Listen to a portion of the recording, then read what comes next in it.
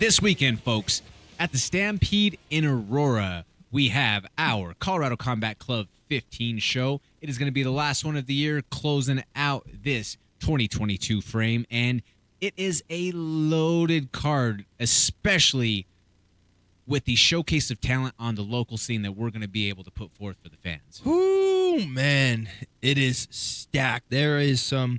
I was looking at the card the other night. Curtsy, I'm pumped. A lot of these fighters I've watched from their very first fight in the Combat Club cage, and not only do we get to see a bunch of our teammates from Factory X stepping in there, but we just have a slew of talented individuals fighting, and it's going to be a great last card.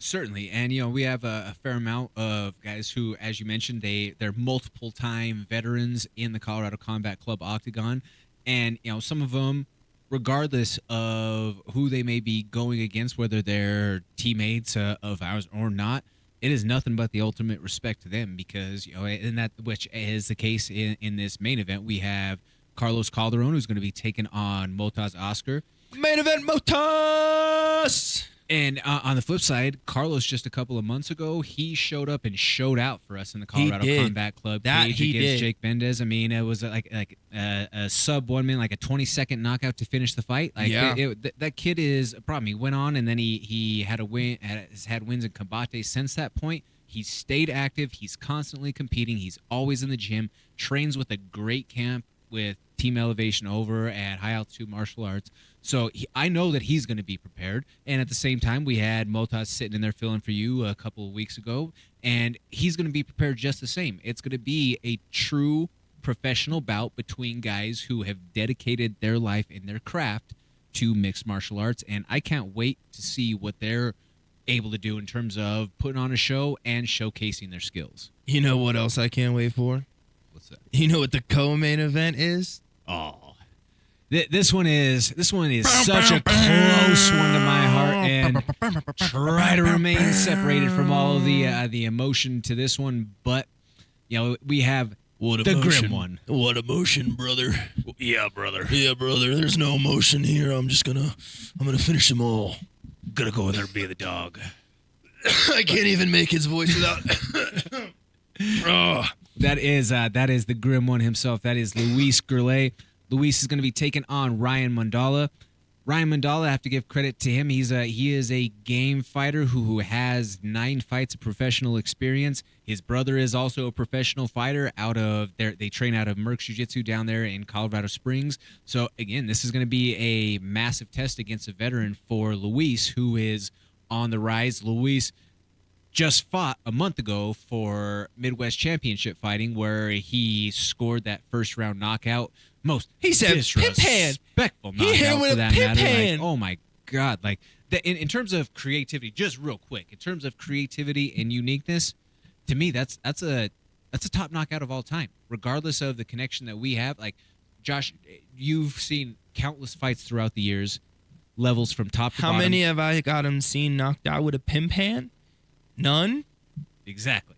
None. Needed some baby powder for that one, but just like we say, that's a kid who you guys do not want to miss because he's not going to be on the local scene for much longer. We also have one more pro fight on the card. We have Miguel Perez, who's going to be taking on Javier Cepeda.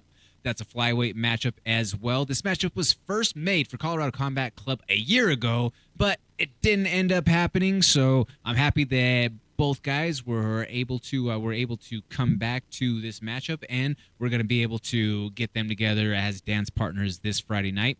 We have 2 title fights on the card as well. We have Miguel Barrientos, dog, taking on Nick Tarpley, dog, Olympic level wrestler, and is an absolute madman. Yeah, 100%. This is going to be an incredible matchup between these two guys. Deep thinker, intellectual, savage, Nick Tarpley. Just like he's like Dan Severn cowboy tough, but yet so Don Fry too. Don Fry tough, but yet so smart. Very well, very well. Yeah, tune in. We also have a flyweight title matchup between Keenan Davis, son of Vinny Lopez, taking on TJ Salas. That's going to be a great fight. Oh, I'm so excited for that. Fight. Keenan fighting, I think that he's learning every single time he steps in the cage, and you can see it each time. He's just growing, and it's fun to watch. And I 100% respect the approach that he's had in the amateur ranks. If you look at his resume, he doesn't take easy fights. That kid comes out and he puts himself in the fire and tests himself all the time right now as an amateur. And, hey, Keenan Davis, nothing but love and respect to you, brother, because you go out there and you fought some of the toughest prospects rising the ranks in your divisions, and you've stood your ground every single time, and you've grown in the process. So I'm looking forward to seeing what you're able to do this week in that title fight matchup. Josh, aside from that, is there any other fights that are sticking out to you?